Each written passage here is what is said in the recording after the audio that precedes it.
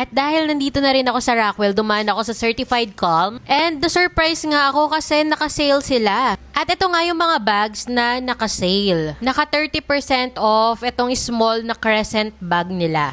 For the medium naman, naka-regular price. At naka-sale 50% off yung kanilang baonan. Ito nga yung dati ko pang gustong bilhin kay Phoenix. Nasa 1.6 na lang. Dati tong 3,000 plus guys. And ito namang isa is nasa 1.3. Dating nasa 2,600 pesos. And Hello Kitty collaboration na rin siya. Ito naman yung ibang bag na naka-sale din, 2.6 na lang, dating nasa 4,000 plus. Etong color black is talagang shoulder bag lang siya, hindi mo pa siya pwedeng i-crossbody. So nag-iisip ako kung ito kukunin ko ba. Kaso ayun na nga, meron na kasi akong ganyan na crescent moon na style, dalawa pa yun, yung Snoopy ko tsaka Hello Kitty. Tapos meron akong ibang style na nakita nito, para siyang belt bag na hip pack na parang Lululemon style. At yun na lang yung pinili ko dahil nga meron na akong ganitong style na bago.